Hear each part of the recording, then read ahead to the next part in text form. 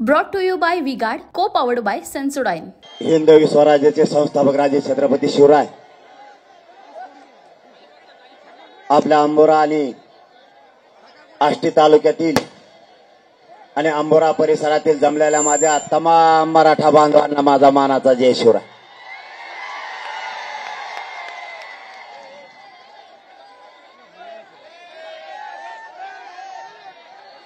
एका जागेवर शांत बसा. 10 वाजायच्या आत कार्यक्रम संपला पाहिजे. मराठ्यांच्या पोरांनी समजून घ्या. शांत बसा म्हणलं का आपला समाज आता शांत बसतो. येवल्याहून आलात का तुम्ही? वचवच करायची सवय त्याला एकट्याला आहे. त्यामुळे सगळे शांत राहा. आपल्याला आदर्श आचारसंहितेचे सगळे नियम पाळायचे. मान्य न्यायालयाने घालून दिलेल्या नियमाचं आपल्याला पालन करायचं. इकडच्या कोपऱ्यातल्या खाली बसा वर बसा म्हणायचं नाही. गप एका जागेवर बसा. सत्कार नंतर घेऊ. कारण ह्या माय मावल्या आणि हे सगळे सकाळपासून थांबले तिथं. मायबाप मराठ्यांनो, आपली लढाई मराठा आरक्षणाची. आपण या ठिकाणी जमलोय मराठ्यांना आरक्षण मिळावं म्हणून. आपल्याला न्याय पाहिजे आपल्या लेकरांसाठी. देखिए, उनका काम है अफवाह से गर्मी बढ़ाना और हमारा काम है माहौल को ठंडा रखना. हमारा नेता कैसा हो जो माहौल को रखे ठंडा वैसा हो. अब की बात V-Guard एयर कूलर का चमत्कार. कधी मराठा समाज एकत्र येत नव्हता. तो मराठा समाज तुमच्या आणि माझ्या कष्टामुळे एकत्र आलाय. मराठ्यांच्या एकीची भीती देशाला लागली. मराठा इतक्या ताकदीने एकत्र आला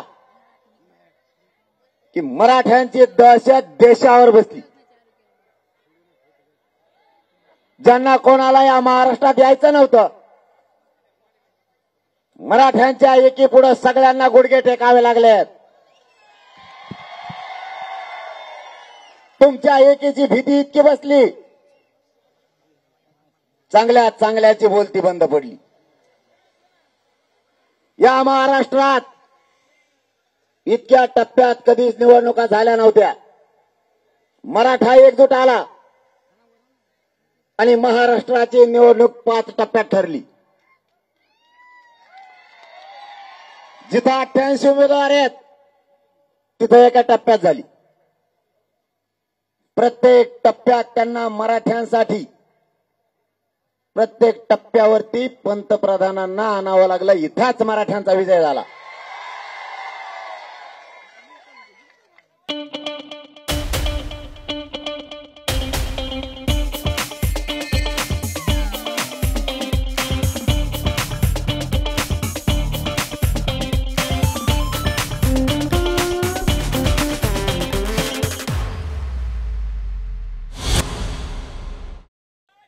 मराठा समाज कधीच भाजपाच्या विरोधात नव्हता. तुम्ही आमच्या आई बहिणीचे डोके फोडले. तुम्ही आमच्या गोरगरीब करोडो लाखो मराठ्यांच्या लेकरावरती केसेस केल्या आणि मराठा वादळासारखा एकत्र झाला.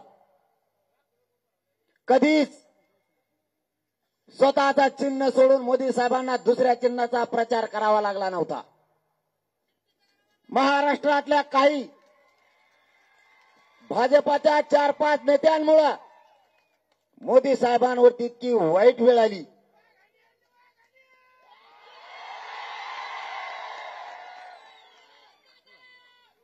यांचा मराठा द्वेष आणि याचा परिणाम मोदी साहेबांना भोगावा लागला. झिंझिण्यांपासून त्वरित आराम मिळवा सेन्सोडाइन रॅपिड रिलीफ बरोबर. आताची मोदी साहेबांची परिस्थिती इतकी वाईट आहे. मोदी साहेब मुक्कामालाच महाराष्ट्रात येत.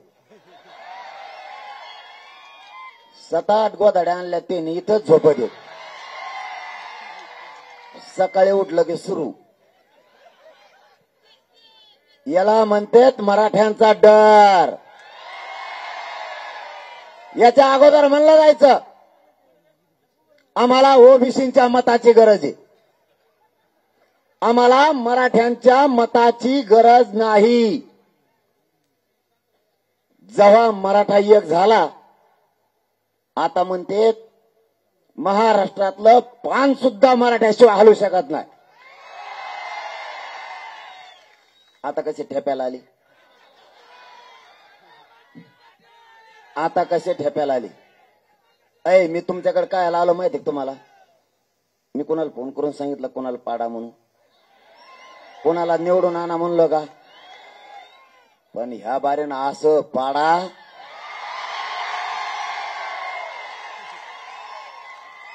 त्याचं 5 पिढ्यात कोणी उभा नाही राहिलं पाहिजे. त्याचा नातू त्याला म्हणला पाहिजे मग आपल्या आजाला मराठ्याने लय बेकार पाळलं होतं. मी कोणाच्या वाटा जातो का? मग आमच्या वाटा काय जात रे? येरीत देणार नाही, घरकुलत देणार नाही, देतो आहे एकट्याच्या आजाला.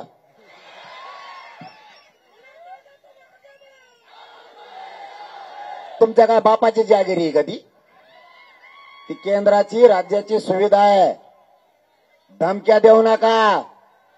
चांगल्या चांगल्याचा पाणीपत केलाय तुमचा कार्यक्रमच लावून जर माझ्या गोरगरीब मराठा त्रास दिला तर या आमदाराला, खासदाराला आणि मंत्र्याला स्वतःच्या नेत्यासाठी आणि दुसऱ्यासाठी जातीच्या विरोधात जायचं सांगितलं कोणी? जातीच्या जर विरोधात गेलात ना, पुढच्या 10 पिढ्या तुमच्या कपाळाला मराठे कधीच गुलाल लागू देणार नाही. नादाला लागू नका. मी कुणाच्या वाटा नाही जात. माझ्या गोरगरीब मराठ्यांना त्रास देऊ नका. आणि ये ऋण घरकुलं नाही दिले ना, यांच्या दारालाच येडा टाकतो. एकट्या गेवरा तालुक्यातल्या किनगावनी 140 घरकुलं घेतलेत. काय गरज लागली कोणत्या आमदाराची फामदाराची? काय घरकुलं देत नाही तो आम्हाला? आमच्या जीवावर मोठा झाला ना, आम्हाला डेअरिंग शिकायला लागला का? आता आपण बी एक येत, पहिल्यांदी नव्हतो. अजिबात दाबायचं नाही. आणि त्यांना इथून सांगतो, दुसऱ्यासाठी मराठा समाजाच्या विरोधात जाऊ नका.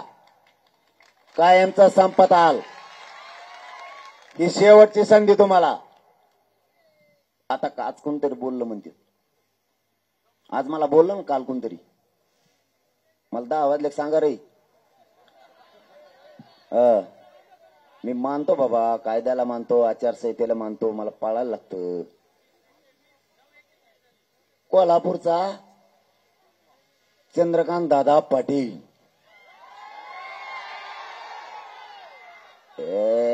तेरे नाम, ते खेकड्यावानी भांग पाड्याला आणि ते नदीतला खेकडा असल्यावानी तुला बोललं का रे गाचपाने? मी काही कावा काय म्हणतो माहितीये का? तेव्हा म्हणतो असे बोट करतो, मराठ्यांना आरक्षण दिलं. कुठं दिलं रे? कुठं दिलं? म्हणतोय काय? मनोज जरांगेला स्वतःला एकट्याला प्रमाणपत्र पाहिजे होतं. मला तो का डोकं सड का तो काय अमेरिकेला राहायला गेलता? मी का म्हणलो मला प्रमाणपत्र पाहिजे? या काय मराठ्याने सांगा बरं मला. म्हणतो त्याला मागितलं. नंतर त्याची भाषा बदलली, मराठवाड्याला पाहिजे म्हणला. नंतर बदलली, महाराष्ट्राला पाहिजे. आणि कांगावा करतो मी आणि गैरसमज पसरतो. ते भाषेची ट्युनिंग बघा त्याच्या. मला वाटतं कुठल्या तरी युट्यूब चॅनलला त्यांनी मुलाखत दिली. त्याची ट्युनिंग इतकी डेंजर आहे. माझ्या देवेंद्र फडणवीसांनी दिलं 10% दिलं. जरांगे पाटील गैरसमज पसरतो. अरे महाराष्ट्राच्या भाषाच नाही बेकार. अरे तू का लोकांचे कपडे घालून घालून मोठा झाला? तो माझ्या नादी लागू नको. तो जर पंचा पिळेला ना तो कार्यक्रमच करून टाकी. मी तो आधी लागलो का? तुम्हाला बोलला कशाला? परत त्याची ट्युनिंग आहे का तुम्ही? मला वाटतं लेट्सअप काहीतरी बहुतेक चॅनल आहे त्याच्यावरती बोललंय. बोलतो बी इतकं भंगार आवाज आहे त्या कोणच्या कोण लोकांनी. तुम्हीच म्हणा कोणचे लोक आहेत ती. तसला आवाज आहे त्याचा. मी नाही म्हणलो बरं का. आयला तुम्ही काही म्हणता. मी म्हणलो नाही म्हणणार बी नाही. मी त्याच्या इतका खालच्या दर्जाचा नाही. इतका मूर्ख आहे ते काय म्हणतंय पुन्हा ओबीसीतून आरक्षण देता येत नसतं. मग कशातून देतो? अरे बाबा तुम्ही एवढ्याले नेते, तुम्हाला लाजा तरी पाहिजेत. मराठ्यांच्या मतावर तो चंद्रकांत पाटील मोठा झाला ते तेरे नाम, आणि आम्हाला घेण्यान शिकायला लागला.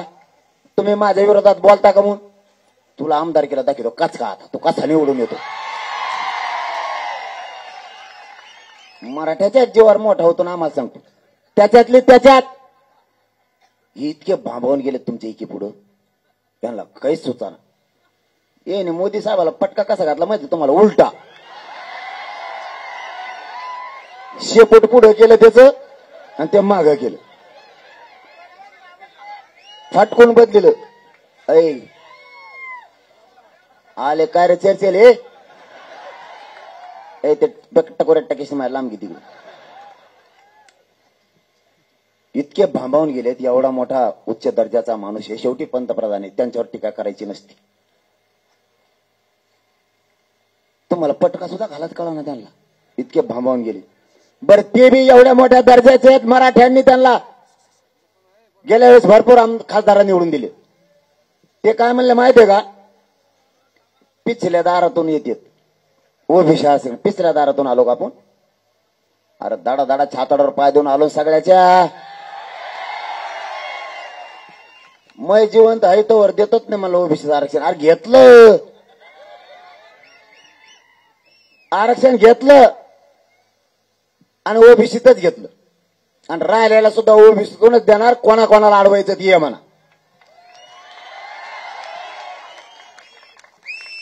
यांच्या डोळ्या देखता आणखीन एक विषय होतो. किती लापट माणूस असावं याचं जिवंत उदाहरण. मी कोणासाठी लढतो? मायबाप गोरगरीब मराठ्यांसाठी. इथं सगळ्या पक्षाचे लोक आरक्षण घेणार आहेत. भाजप सहित राष्ट्रवादी काँग्रेस शिवसेना सगळे. मी लढतोय जातीसाठी. का रे मला विरोध करता? आरक्षण तुम्ही घेणार, तुमच्या जातीचे लेकरं मोठे होणार. आरक्षण देण्याची नोंदी सापडण्याची जबाबदारी यांची होती. कारण विधानसभेच्या पटलावर मंत्री आणि आमदार काम करतात. यांची जबाबदारी होती नोंदी सापडणं. यांनी सापडल्याच नाहीत. आपल्या गोरगरिबाच्या संघर्षामुळे मराठ्यांना नोंदी मिळाल्यात. 1.25 करोड मराठा आतापर्यंत आरक्षणात गेलाय. तरी तुम्ही नेता कोण बोलणार? बाकीच्या जातीचे लोक, त्यांचे नेते त्यांच्या जातीकडून बोलायला लागले आणि यांच्या डोळ्यात देखता हे व्यासपीठावर बसलेला असताना ओबीसीचे नेते म्हणतात मराठा आणि ओबीसी वाद आहे. कुठं वाद आहे? बीड जिल्ह्यात नाही आणि महाराष्ट्रात नाही. तुला कसं काय दिसला? एक क्लिप आली मला आता गाडीत सांगितले. उमेदवार म्हणतात, मला वाटतं कोणीतरी बंजारा बांधवाचा राठोड भैया बहुतेक कोणीतरी येत असं मला गाडीत सांगितलंय. त्यांची क्लिप व्हायरल झाली. तो मुपला ऐक, आपल्यावर वेळ आली. मराठे सगळे एक झालेत. तो आमच्या कोणी. मला एक सांगा, हे त्यांच्यासाठी उदाहरण महत्वाचं नाही. त्यांच्या संग बसणारे मराठ्यांच्या नेत्यांना लाजा वाटल्या पाहिजे. आपल्या डोळ्यात देखता ते मराठा आणि ओबीसी वाद हे म्हणतात. मराठा एक झालाय, ओबीसीने एक व्हा. मराठ्यात आणि ओबीसीत वाद आहे. हे मराठ्यांच्या नेत्यासमोर ते म्हणायला लागलेत. मराठ्यांच्या नेत्याने म्हणायला पाहिजे आम्ही कोण आहेत. आम्ही मराठा आहेत, आम्ही तुमच्या सोबत आहेत. आमच्या मराठ्यांना तुम्ही बदनाम करतात कसे. सगळ्यांनी व्यासपीठाच्या खाली उतरायला पाहिजे मराठ्यांची जात बदनाम होत असताना.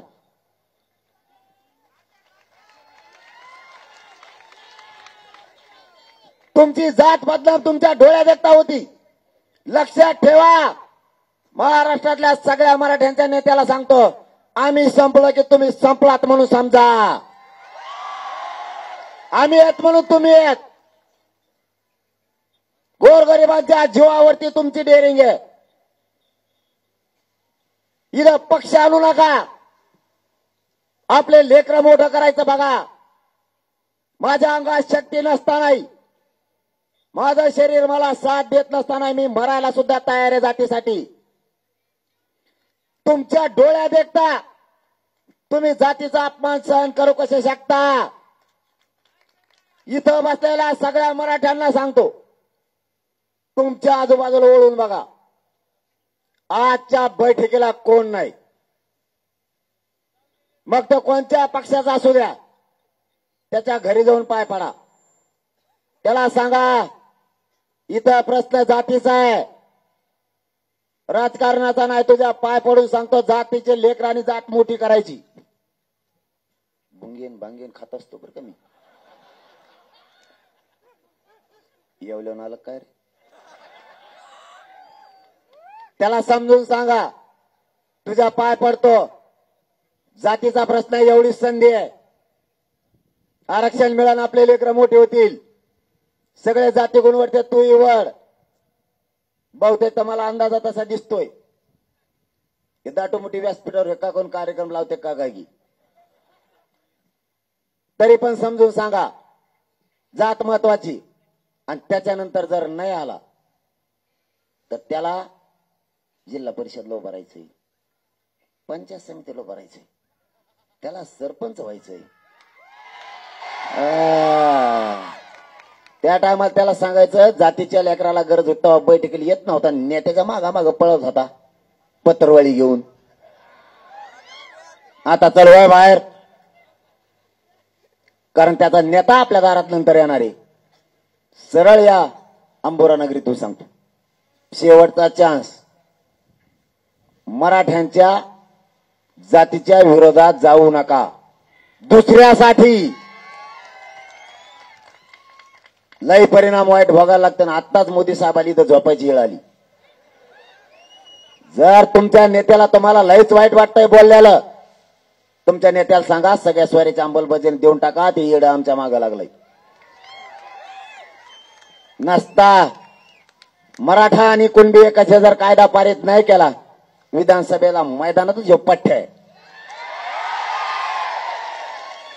बघतोच तुमचा कसा कार्यक्रम लावायचा. आणि देवेंद्र फडणवीस साहेबालाही सांगतो, त्या तेरे नामला समजून सांगा. माया नादी लागलेले सगळ्याचे तांगे पलटी केलेले आहेत. माया नादी लागू नको म्हणून सांगा त्याला. भांग पाडी तो कसला काढून माया नादी लागू नको. ते 15 रुपयाचा बेल्ट घालणारा जामनेरचा गप केलाय. याला गप करा. तो सगळं मतदान 67 सुद्धा नाही कोल्हापूर जिल्ह्यात. मराठ्याच्या जीवावर वळवळ येतोय, गप बस म्हणा. याच्यानंतर जर गप नाही बसला, मी कोणत्याही थराला जाऊ शकतो. मी माझ्या जातीसाठी मरायला भेट नाही. देवेंद्र फडणवीस साहेब त्याला सांगा. इतके हाल होतील की खूप. बाकीच्यांचा हिशोब करायला मी पक्का आहे. बाकीच्याची काळजी तुम्ही करू नका.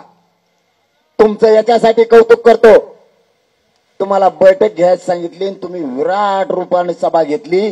तुमचं मनापासून कौतुक करतो. इकडच्या कोपऱ्यात तर नजर सुद्धा पुरत नाही.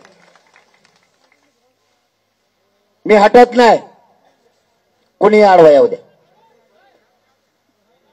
महाराष्ट्रातल्या मराठा समाजाला ओबीसी प्रवर्गातून आरक्षण दिल्याशिवाय एक इंचही मागे सरकत नाही. तुम्ही हटू नका. तुमच्या खांद्यावर आणखीन एक जबाबदारी. नारायणगडला 8 जूनला मोठा कार्यक्रम होतोय. इथून आपला परिसर सगळा नारायणगडवरती 8 जूनला आला पाहिजे. एकानेही घरी राहायचं नाही. 6 करोड मराठा समाज 8 जूनला नारायणगडला येतोय. आपल्या बीड जिल्ह्यावर प्रचंड मोठी जबाबदारी आहे. याचबरोबर आणखीन एक काम सांगतोय, कोणाला पाय लावू नका आणि कोणी पाय लावला तर अजिबात सहन करायचा नाही. पूर्वी वेगळं होतं, आपली जात एक नव्हती, कसलं उठायचं ना आपल्याला घोडे लावायचं. आपली जात एक नव्हती. आपला खूप छळ झाला. आपले लेकरं शिकताना सुद्धा त्यांना त्रास झालाय. जाणीव असू द्या. आपल्याला कुठं भांडण दंगली नाही करायच्या, पण छळ अन्याय पुढच्या काळात सहन नाही करायचं. मराठा बी काय असतो ना, वाटा जामाना मग दाखवतो मला बी. आता अन्याय सहन नाही करायचा आणि मी जिवंत आहे ना, तर खंबीर तुमच्या मागे काळजीच करू नका. यांनी खूप अन्याय सहन केलाय. आपल्यावरती खूप अन्याय केलाय, आपण सहन केलाय. यांचा एखाद्या गावात जास्त संख्या असेल, आसपासच्या गावात आपली आहे. याची एखाद्या जिल्ह्यात असेल, आजूबाजूच्या जिल्ह्यात आपली आहे. खेटायचं तर खेट. पहिल्यांदा वेगळं होतं, आता जात एकत्र आली. मला एकदा अटक करायला आलती. फडणवीस साहेबांनी सांगितलं, आत्या ते नाव ठेवत नाहीत का बारीक लेकरायचं, आत्या ठेवत असते बघा 5व्या दिवशी. तशी आत्या पोलिसाच्या कानात हळूच बोलती, त्याला अटक करा अटक करा. मला अटक करायला आले, नुसतं मैच झालं. 2 लाख पोर आले व अंतरवाली 2-4 घंट्यातच. ते म्हणले आम्ही अटक करायला नव्हतं आलो, त्यांना बघायला आलतो. बघायला काय नवरदेव आहे का मी? त्यांना बघायला आलतोच म्हणले, काही नाही सहज आलतो फक्त. हे काय चाललोच ना, याला म्हणतात मराठ्यांची एकी. मग आपल्या फडणवीस सरांनी दुसरा डाव रचला मायावर. यासाठी नेमली. मराठ्याला कळालं, यासाठी नेमली. मराठा म्हणले आम्ही तुमच्या पुढे जाणार आहे. ती गुंडळून ठेवली का कुंकड हिंडे, तिचं मिळत लागा ना. मी लय दिवसाची वाट बघत तिची आता येईन, मग ये कशी दिसती काय मला ती बघायची होती. याय ना इकडं काड्या करतो माझ्या नाद नको लागू, मी लय येडा आहे. तेव्हा तर दिसूनच द्या ना मी कुठं बसलाय. ती येवल्यावाला कुठे गेला गाड्या खरं. हिमालयात जाऊन बसला का बर्फात पाळलाय तिकडं. कसा बोंबलत होता. मराठ्यांना तिच्याच मासा धरायचा, त्याच मासा करायचा. मराठ्यांना मी ओबीसीत येऊ नाही देणार. आल्यावर म्हणतो अरे आले. आता कस काय आले तुम्हाला सांगू. कुणी पण येऊ दे, तुमच्या लेकराला आरक्षण दिल्याशिवाय म्हणून जरा हटतच नाही. तुम्ही काळजीच करू नका, कोणी येऊ दे. यांनी टोळी निर्माण केले होते माझ्या विरोधात. टोळीचा मुकादम येवल्यावाला, मराठ्यांना आरक्षण न मिळू देण्यासाठी. त्याचे सगळे कोयतेच पळून गेले. मुकादम एकटच राहिलं. ती म्हणला मी बी चाललो घरी. मग पडक नाही आता गप. माया नादी लागू नका. तुम्हाला प्रामाणिकपणाने सांगतो, माझं आरक्षण आहे माझ्या गोरगरिबांच्या लेकरांचं. ती लढाई मी लढतो. मला राजकारणाचं देणं घेणं नाही, मला करायचं पण नाही, मी करणार पण नाही. माझी सगळ्या सोयऱ्यांची गोरगरिबांची अंमलबजावणी द्या आणि मराठा आणि कुणबी एकच हा कायदा द्या. मला राजकारणात जायचं नाही, माझ्या समाजालाही राजकारण नाही करायचं. पण आमच्या लेकरांना मोठं केल्याशिवाय मी हटत नाही म्हणजे नाही. मला डॉक्टरने सांगितलंय 6 महिने आराम करा. मायबाप जाता जाता तुम्हाला एक विनंती करून सांगतो. या उपोषणामुळे माझं शरीर मला साथ नाही देत. मी आसन नसन मला माहित नाही तुमच्या. माझी जात लय दिवसानं एकत्र झाली, तिला फुटून देऊ नका. आता माझी जात लय दशकानंतर एकत्र झाली. माझ्या जातीच्या लेकराचे काम व्हायला लागले. या पाठीमागच्या आठवड्यात 27 PSI फक्त आरक्षणावर मराठ्यांचे झाले. 2 उपजिल्हाधिकारी झालेत. 2 मुली उपजिल्हाधिकारी झाल्या. 2 मुलं झालेत. 1 ते 2 वर्षात टक्का बघा देशात आणि राज्यात मराठ्यांचा नोकरीतला प्रचंड वाढलेला असणार आहे. आपल्या लेकराला आयुष्याचं आरक्षण द्या आणि सगळे व्यसनापासून लांब जा. दारू पिऊ नका. देशात प्रगत जात म्हणून फक्त नंबर 1 ला मराठ्यांचीच असणार आहे. माझी एवढीच तुम्हाला हात जोडून विनंती. माझी तळतळ समजून घ्या. माझ्यावरती प्रचंड संकट आले तरी मी संकट झेललेत. माझ्यावरती आता शेवटचा डाव टाकलाय. माझे परदेशातून सरकारनं संगणक आणलेत. माझे खोटे व्हिडिओ बनायचे हुबेहूब आणि मला बदनाम करायचे. मला माझ्या मायबाप समाजापासून तोडायचा डाव सरकारनं आखलाय. या राज्यात एकाही आई बहिणीची माझ्या विरोधात तक्रार नाही. इतक्या नीच वृत्तीचे सरकार असू शकतं. देवेंद्र फडणवीसांना शान वाटायला पाहिजे होती. मला त्रास झाला असं त्यांनी म्हणायला पाहिजे होतं. सरकार माझं आहे, मला त्रास झाला, पण छातीत ठोकून सांगतो माझ्या राज्यात इमानदार पोरग आहे की ते आंदोलन उभा करताय. त्यांना स्वाभिमान वाटायला पाहिजे होता. असले नीच चाळे करायला नाही पाहिजे, कारण मला समाजापासून तोडायचा प्रयत्न आहे. तुम्ही काहीही करा, मी समाजापासून तुटत नाही. समाजाला आरक्षण दिल्याशिवाय हटात सुद्धा नाही. या 8 दिवसात मला दुसरी गोष्ट ऐकायला आली. त्यांच्याच जवळचे लोक सांगतात मला. मी आता असं ऐकत नाही. मग एकच पर्याय, प्रत्येक माणसाचा जीव स्वतःच्या लेकरात असतो. लेकराचा विषय आला, किती वाजले रे? लेकरात जीव असतोय. माझ्या घरावर हल्ला करायचा आहे त्यांना. आणि ज्यावेळेस लेकराचा विषय येतो त्यावेळेस किती पाषाण काळजाचा माणूस असला तरी मागे सरकतो. मी माझ्या बायकोला पाठीमागच्या 15 दिवसात हॉस्पिटलला बोलून घेतलं. मी त्यावेळेस हॉस्पिटलला होतो. तिला सांगितलं आता तुमच्यावर पण बेतली, तुम्हाला सुद्धा आता डावावर लागलाय. मी तर माझं जीवन डावावर लावलायच, पण तुझ्यासह लेकरांचं आणि माझ्या मायबापाचं सुद्धा आता डावावर लागलेत. तुम्हाला खेळता आलं तर खेटा, मरण आलं तर समाजासाठी पत्कारा. मी मागा नाही सरकू शकत. तुम्हालाही माझा शब्द आहे. मला जेलला टाकू द्या, नाहीतर हल्ला होऊ द्या. माझं कुटुंब बाजूला सारलंय. मी 8 महिने झाले मी उमऱ्याला शिवलो नाही. तुम्हाला मायबाप मानलाय. तुमच्याशी गद्दारी करणारी पैदास माझी नाहीये. मी जेलला जाईल, मरल, सडल तिथं, पण तुमच्याशी मरेपर्यंत गद्दारी नाही करणारे शब्द आहे माझा तुम्हाला. फक्त सगळ्या पक्षातल्या मराठ्यांनी जातीच्या बाजूने राहा. मी जातीसाठी लढतोय. जातीचे लेकरं मोठे व्हावेत म्हणून लढतोय.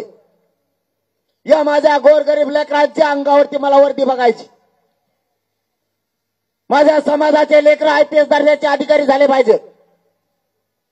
IAS दर्जाचे अधिकारी झाले पाहिजेत म्हणून मी जीवाची बाजी लावली. डॉक्टरांनी मला सांगितलंय 6 महिने आराम कर. आमरण उपोषण शब्द तोंडावर सुद्धा आणू नकोस. जर आता उपोषणला बसलास तू मरू शकतो एका दिवसात. तरी मी 4 जूनला या मराठ्यांसाठी आमरण उपोषण पुकारलंय. 1 मेला तरी चालाल, पण करोडो लेकरं माझे सुखी झाले पाहिजेत, मी मरायला नाही देत. तुम्हाला माझी जाताना विनंती आहे, सगळ्या पक्षातले मराठे जातीच्या बाजूने उभे राहा. एवढी संधी आपली जात आणि लेकरं मोठे करायची. नेत्यासाठी जातीचा द्वेष करू नका. आम्ही मागचं सगळं विसरून जाऊ. तुम्ही इथून पुढे जातीच्या बाजूने उभा राहा. जातीचे लेकरं मोठं करायची संधी आहे, ती पार पाडा. आता शेवटची पुन्हा एकदा विनंती. मी तुमच्यात असल नसल मला नाही माहित. माझं शरीर मला आता उपोषणामुळे नाही साथ देत. शेवटी हे शरीर आहे. मी असल नसल माहित नाही, पण आजपासून माझा समाज खूप दिवसाने एकत्र आलाय. माझी जात फुटू देऊ नका, ही तुमच्या खांद्यावरती आजपासूनच जबाबदारी. काही होऊ द्या, पण माझी जात फुटू देऊ नका. आता सगळे एक जीवानं राहा. आपली जात आपल्याला सुधारायची. तुम्हाला जाता जाता माझा शब्द आहे, माझा जीव जरी गेला तरी तुमच्या लेकराच्या डोक्यावर आरक्षण देऊन गुलाल टाकल्याशिवाय एक इंचही मागे सरकणार नाही, शब्द आहे माझा तुम्हाला. किती संकट आले तरी मी खेटायला तयार आहे. हटू नका. आरक्षण विषय संपल्याच्या नंतर अनेक संकट आपल्या लेकराच्या समोर आहेत. महाराष्ट्रातल्या गोरगरीब लेकरांना मोठं करायचंय, त्यांच्या अडचणी तोडायच्यात. मी जिवंत आहे तोपर्यंत खंबीर तुमच्या पाठीशी उभा आहे. मी तुमच्या पाठबळावर, तुमच्या आशीर्वादावर आणि तुमच्या जीवावरच तिथं माझी जीवाची बाजी लावून लढतोय. साथ असू द्या, पाठबळ राहू द्या, आशीर्वाद ठेवा. तुमचा मुलगा म्हणून सांगतोय, चंद्र सूर्य असेपर्यंत टिकणार आरक्षण तुमच्या लेकराला दिल्याशिवाय मी हटत नाही. यावेळेस कोणालाही पाडा, कोणालाही निवडून आणा, मला गरज नाही. पण असं पाडा, 5 पिढ्या त्याचा पुढे उभा कोणी राहिला नाही पाहिजे. तुमच्या मताची भीती वाटली पाहिजे, तुमच्या एकीची भीती वाटली. आता 10 वाजलेत. आदर्श आचारसंहितेचं पालन करणं माझी जबाबदारी आणि आपण हे सगळ्यांनी करावं. न्यायालयाच्या निर्णयाचं पालन आपण केलं पाहिजे. मीही करतोय. आचारसंहितेच्या नियमाचं पालन करून मला नाविलाजाने इथं थांबावं लागतंय. Brought to you bye V-Guard, को पॉवर्ड बाय सेन्सोडाइन.